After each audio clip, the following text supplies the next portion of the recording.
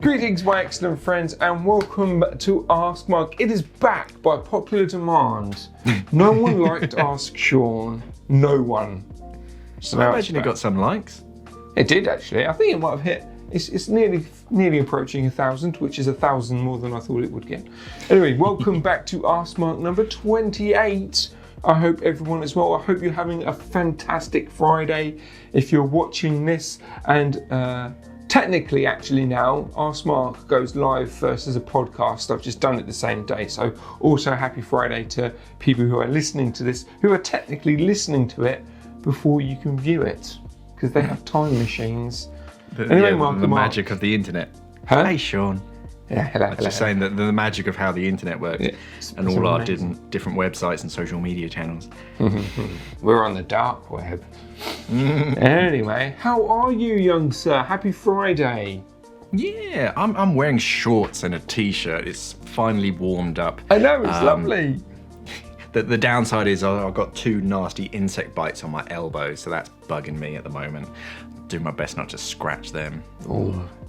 Yeah. They like me. Apparently I have very sweet blood or tasty blood, whatever it is. Good to know. Good to know. Lovely, man. So did you have a nice week off? A week and a bit? Did you get up to anything fun? So we went to look at new cars because Kim's in the market for a new car. I got married. The new car's more important. You're getting a DeLorean, right? Kim's getting a DeLorean. Yeah. They've come back into business, DMC. It's a hybrid.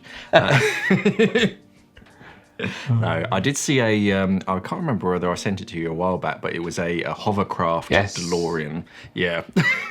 Someone had converted one. It's nice. Well, the new model kits, you can get a carbon fibre one. They look well nice. Okay, yeah. Google that, a bit guys. lighter than, because they were like steel, weren't they? Yeah, because they rusted or something like really badly. And like when they went bust, they had a whole field of them.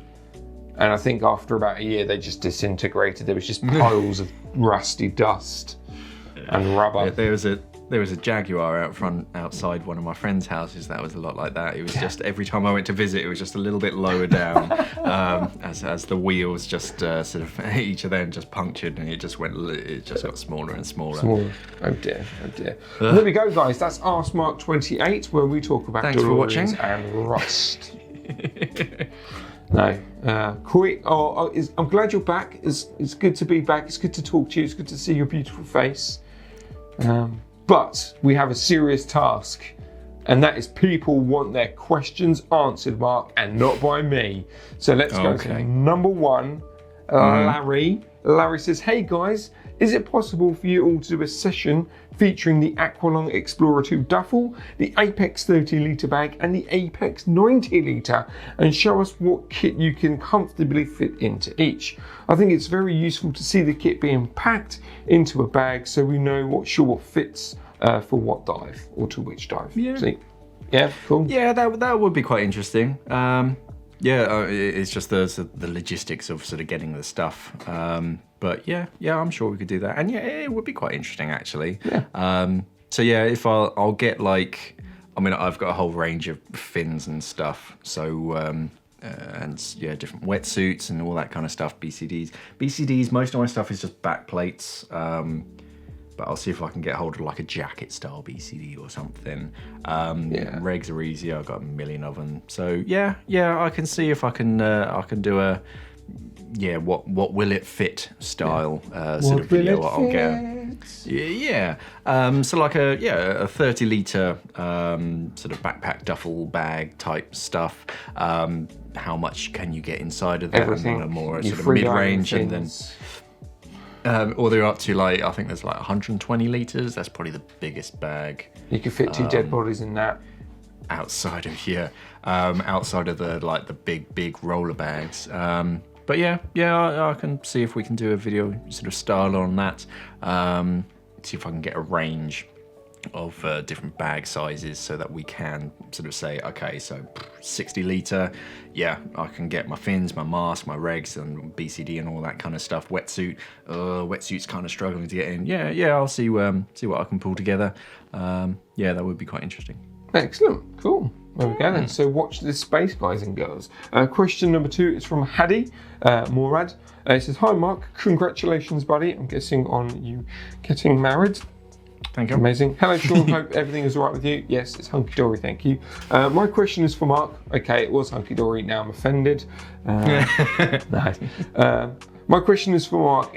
My question for Mark is, which rebreather are you certified to dive? And did you ever try the Dive Soft Liberty? Is it Liberty? I'm guessing that's Liberty. I'm considering going into the closed circuit world and hoping to get my hands on a Liberty. I'm already an OC tech diver. What's your take on tech diving on closed circuits? And which unit is your favourite? Thanks. Truth. I mean, the first unit I ever dived was the Poseidon Mark 6. Smart little thing. About a year or two after I dived that, they brought out the 7. You're like, fine, whatever. And then with Simply Scuba, they actually they paid for me to do the Hollis Explorer, which is their semi-closed sort of recreational rebreather, which is a clever little gizmo. It's basically a Drager, but sort of restyled and clevered. Yeah, I haven't used the Liberty, but they did release a whole bunch of good videos. I think it was over lockdown. They released a series of videos on each individual sort of component and sort of breaking down all your options. So yeah, a very good choice. And yeah, I was considering going down that route. If I didn't get this job, basically. Revo, I was also sort of interested in sort of looking at after sort of Heads bought them out, then it got a little bit complicated, so I was just waiting for things that like the whole dust to settle, see what they did with it. Meg, they're always, or the Meg's always a good one. The Megalodon, not the movie, the greatest movie, even better than Jaws. Movie's not that great. It's tough. There's so many out there, and I've thought about doing like a comparison video for years, but every time I start to, there's just so many out there, and trying to sort of work out which one is sort of better for different things. It's just, yeah, it's worse than regulators, because yeah, they all have their own little sort of niches. Revo, they've got that sort of dual scrubber, sort of parallel scrubber, which is a nice sort of feature. Liberty's quite good because yeah, you've got that flexibility. They even do the Liberty side mount as well if you want a side mount rebreather. Yeah, I think as long as you can find a good instructor who can teach you all the stuff, that's kind of the most important thing. You want to sort of get the best foundation possible, and just sort of discuss it with them, because a lot of the instructors, rebreather instructors, they can do multiple machines. So just sort of have a good chat with them and just say, right, well, this is my sort of style of diving, this is what I'm looking to go down, and then they can sort of say, oh, okay, yeah, well, yeah, the Liberty would be good for you, but have you considered such and such, and go over the sort of individual pros and cons. But yeah, there's so many out there to specifically say, oh no, go down this kind of route. But they're all pretty good. Yeah, the manufacturers put a lot of love and care and attention into each of them, so they're not going to make a bad one. Yeah, definitely. Yeah. Cool, man. Yeah, it's a whole different kettle of fish. Well, guys and girls in the comments and who are watching this, if you do CCR, let us know what you've got and why you made that decision in the comments below. Yeah. Maybe we can help them out a bit more. Cool, man. All right, shall we move on to the next question? Cool, so question number 3 is from Jay. He says, hi guys. I nearly said something else then. Hi guys. Yeah, that was a Freudian slip. My dyslexia really showed up then. Hi guys, great show. Keep up the good work. Thank you very much. Mark, can you recommend a set of mid-range regs for travel and use in the UK? Thanks. Aqualung, MBS, are the first ones that come to mind. Nice set of regulators. And if I let you into a little bit of a secret, which I don't know if I'm allowed to tell you or not, but they weren't entirely sure whether the MBS or the Elite was going to be the sort of the premium regulator. They weren't sure which one, and they just kind of decided, oh, we'll put the Elite as the sort of the high end and the MBS sort of in the middle. But with that master breathing system, you just have a single adjustment knob, and that adjusts the the cracking pressure, how hard you have to inhale to sort of open that valve, but it also adjusts the venturi as you adjust it, so it's kind of 2 in 1, which is pretty clever. You can dive it at home, you can dive it abroad. The Aqualung Core regulator as well, which I think is technically the Core Supreme. If it's got a little like snowflake on the front of the purge button, it's the Core Supreme. Cracking regulator, cold water regulator, relatively lightweight as well, and it's Aqualung, so you can get it serviced anywhere. Yeah, those would probably be my choices. Nice. Yeah, nice regulators. I'm surprised you didn't throw an Apex in there, but they're kind of the good old Apex XTX 50s. Like I dive. Why did I mention that? Gosh. I know.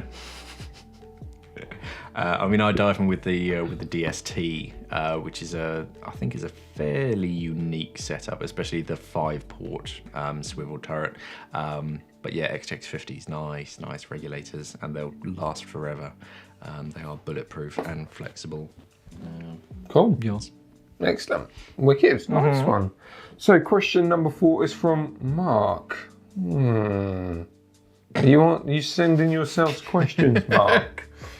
This feels like a setup. He says, hi guys, can you please tell me what is a 4mm compressed neoprene dry suit equivalent to in a wetsuit, roughly insulation wise? The reason I'm asking this is I've purchased a 03 dry suit, but I'm not sure what level of insulation I need undersuit, as I'm new to dry suit.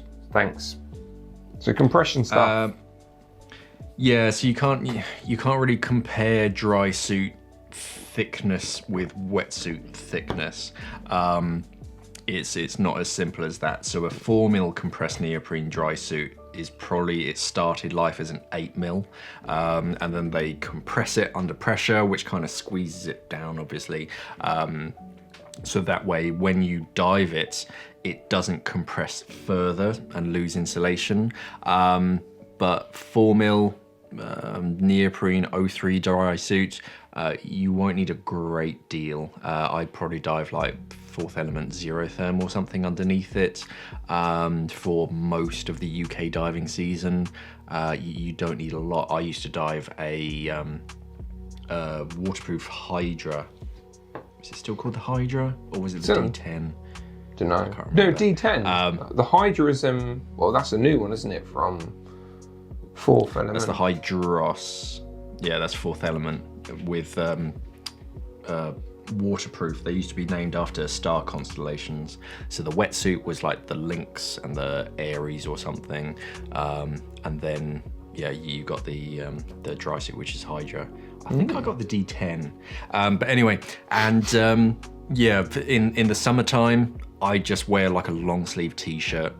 Because you really don't need a lot underneath it, just enough so you're not touching the neoprene because it's not the nicest. But in the wintertime, yeah, sort of go up to like 0 therm, maybe Arctic. I can't remember. I think I was diving that D10 when I was up in the Arctic Circle, and I think underneath that I was wearing my Arctic undersuit. Well, you were in the Arctic, so you had to. It's rude not to. Yeah, go figure. So really, you don't need that much sort of undersuit, depending on the length of dive, how deep you're diving, and yeah, what the water temperature is. So yeah, 03, probably just get something relatively thin, some kind of thermal base layer, and for most of your diving, if you're diving anywhere particularly cold or particularly long, go up to something more like sort of Arctic thickness.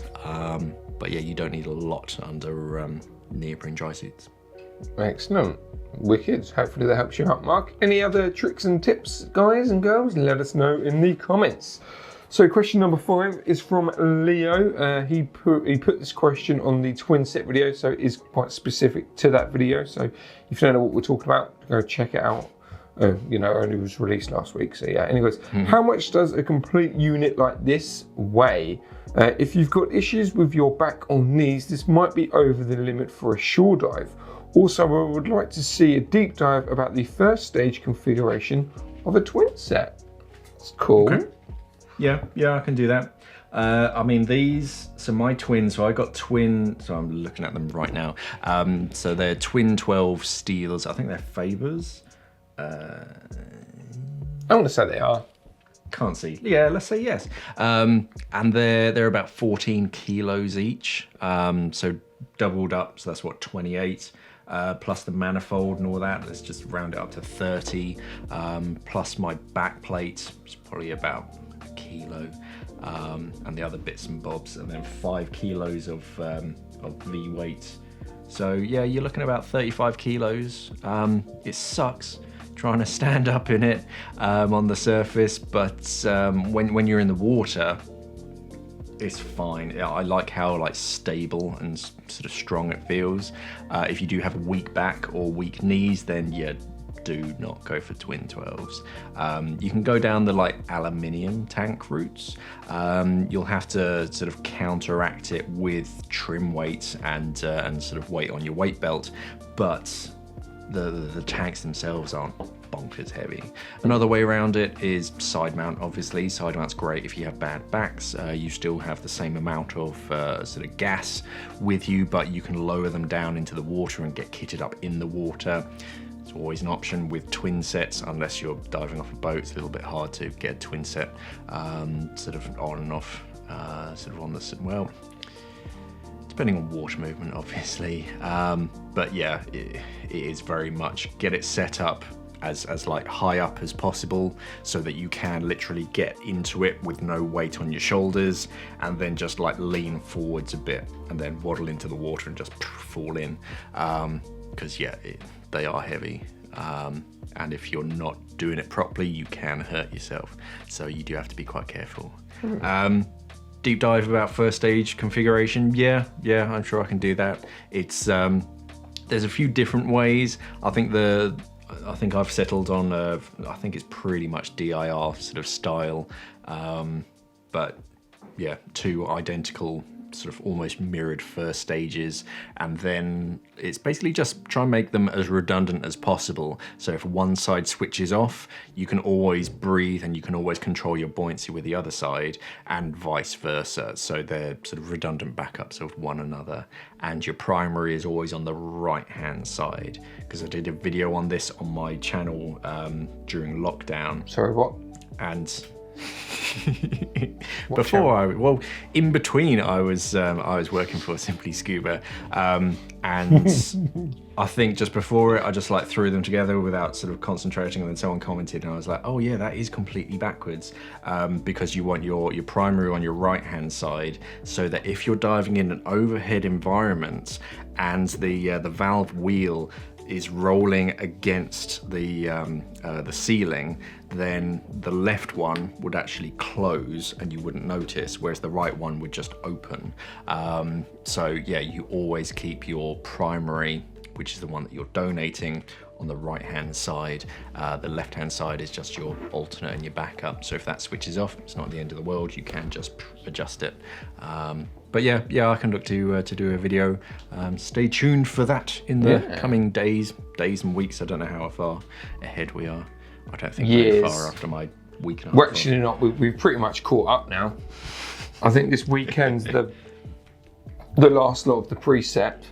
You won't actually go. Do you know what? I'm going to do a little bit. Well, it's not really an exclusive, but by the end of this week, so the last product video that's just gone live, that was the last in our scheduled backup. So hurry up, Mark. Why have you not filmed? Oh, okay. Why didn't you film more on your wedding day? So you might not get some product reviews probably for a week or so as we just do another little backlog. But hey, anyway, there you go. Spoilers, guys. So last question is from oh my life. This is what I'm actually going to call my second son. AMD 1212. That's uncanny. That's a crazy name. Anyway. It's Elon Musk's second child. Anyway, they say, do you have any recommendations for a small, cheap and transportable lift bag to use for cleanups? Most of them are big and clunky, so we mostly mark the big heavy things with SMBs and get them in this second round. It would be really handy to have small ones always with us, which you can carry at least the weight of a full net of trash. Interesting. Yeah, most lift bags, they start at like 45, 50 kilos. So yeah, that's a fair amount of weight. I think that's probably the smallest lift bag you can get. DSMBs, as much as they're not built for like load bearing, they will still sort of act as positive buoyancy. If it's something really small, then AP Valves made a training DSMB. So it's basically the bottom end of a DSMB with the valves and all that kind of stuff, but it's only like a foot long. So I think it's got like 2 liters of buoyancy in it. It's meant for training so that you can send it up without having to inflate the entire thing, or a meter long SMB. So if it's something really small that doesn't need that much positive buoyancy, yeah, a bit of string and otherwise, no, I don't think anyone makes a small lift bag because they're not really required. And the AP Valves one, I think that's like 60 quid. So that's a bit of an investment. It's small, it's a nice compact little size, so it would be perfect just for marking sort of things. But as far as positive buoyancy, not a great deal. No, I don't know if it exists. Maybe it's a corner of the market that hasn't been expanded into small lift bags. But yeah, I don't think I've seen anything smaller than like a 45. I mean, surely you can just adapt a mesh bag. You can put obviously the bit. Adapt a mesh bag to catch gas. No, like mesh. What? Do they? I'm very confused now, Mark. I'm trying to work out if you're trying to put air into a mesh bag. Oh no, I was using the mesh bag as a metaphor to collect the trash, and then you adapt it to something, or like you just keep it on you for a bit. Well, yeah, I think that's what they're doing. I think they're going around with a mesh catch bag. They're putting stuff in the mesh, and then they want something to lift that up to the surface. But where most lift bags are like 40 kilos, they're fairly big when they're actually unraveled. So carrying multiples of those is a little bit cumbersome. Why not have a standard unit? So if you're doing a clean up, you have a mesh bag. Like you yourself have an individual mesh bag, but there is a bag to obviously take up, but you anchor it at some point. You then fill it up with what you've got, and then you just let it up at one at a time. So then if there's 6 divers, but you're carrying lots of little loads, you just go to that one bit, you fill it up when it's ready, then just send it up. Yeah, by the sounds of it, what they're doing is they sort of collect stuff, but then when it's like too heavy to carry, too heavy to lift to the surface, they just mark it with a buoy so they can find it later. And then like collect it all together. But yeah, I think that's kind of it. I mean, the guys at one of the Ghost Gear collection groups, they just tend to have mesh bags, and they each have their own individual lift bags just sort of wrapped up on that mesh bag, so that when they're ready, then boom, and they send it up.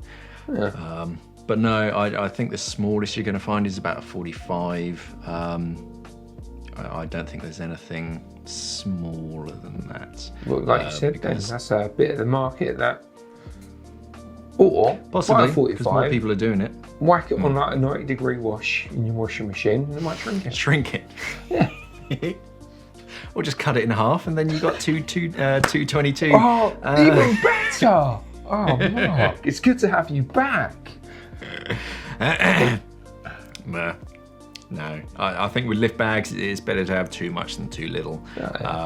So yeah, you just have to just not fill it to the brim, and then sort of come back down. Or yeah, Sean's sort of idea of having like one central position where, I mean, if you dive in like a quadrant, 4 separate sort of areas, and then you all meet in the middle, and then just boom, take that all at once. Yeah, you'd have to be careful with all your knots and whatever's underneath, but yeah, it's definitely an option. It's the best option, and you're welcome, guys. Cool, man. All right. Yeah. If you have any not questions, any answers to today's questions, yeah, let us know in the comments. Any other thoughts about, lift bags and stuff? Let us know. Have you come across something smaller? That's what the comments are there for, guys. Yeah, here we go. That's it, Mark. Yeah, they're short since we went down to 6 questions. Yeah, I know. It's nice. It means I can quickly edit them. Rather than, this video's got 10 hours of rendering to do. Fantastic. I'm going to go have a nap, have a job, go to Canada, come back, and it will be on 10%. But yeah, no, it's good. Yeah, I don't really know how to end this one, but I'm going to do it. I want to try and end it. I ended one last week. I've been ending all the videos because it's just been me. So yeah, we'll go from that. Thank you everyone who submitted a question. Again, keep using the hashtag AskMark. We will find your question and then we will put it in the show. And it doesn't have to be on a specific AskMark. If you're watching a Daily Scuba News and you're like, I've got an idea or I've got a question, type it in there. As long as you use the hashtag AskMark, we will track your question down. We will hunt it down and we will add it to the show. I have a bit too much fun saying that line. Bit too much fun. But yeah, so again, if you want to get it, you want to hear your questions beforehand, again, it's available as a podcast, 10 a.m. on a Friday. I think that's when I'm going to release them. So yeah, if you want to get there beforehand, and again, all our other shows, so Surface Interval, Deep Dive, Dive Brief, and obviously Deco Stock, they all go live first as a podcast before they hit Instagram or before they hit YouTube. So if you really do want to get ahead, if you want to be one of the cool kids that gets ahead of all the videos, then yeah, check out podcasts. Just type in Simply Scuba wherever you get your podcasts, and hopefully, fingers crossed, we'll turn up. Maybe, I don't know. I haven't looked in the back end of that for a while, so I don't know who we're connected to. Yeah, that's it for the show, guys. I think we just end it there. Yeah, as I say, get your questions in. Mark is back. Ask Mark is back. Ask Sean is now dead and buried and never appear again until Mark gets married again until my next holiday with his other bride. If you do want any Simply Scuba merchandise, you can always head over to our spring store. Right now, I'm wearing my Emotional Bolt Snap t-shirt. Yes. So if you want one of these, comes in a few different colours. Check it out. If you're watching our Daily Scuba Newses, you might have noticed there's a discount code. I think that's still running, so definitely check that out. Yeah. Of course, don't forget to head over to simplyscuba.com. We have all sorts of scuba diving paraphernalia and all sorts of stuff. So yeah, definitely worth it. It's a long word for stuff, basically, paraphernalia. No, we got a website? I didn't realise. Yeah, simplyscuba.com. We sell all sorts of stuff. Never so if heard you're of in it. the market for a new set of something or other, then yeah, check out simplyscuba.com. And don't forget to sign up for our email subscription, because we have all sorts of secret discount codes that only go out via email, so check them out. And that's not just code. It's going to be Simply 10, guys. That's going to be the code. Or Easter one. Just whatever the holiday is, just write that and then type a 10 in, and there you go, guys. But yeah, so they only go out via email.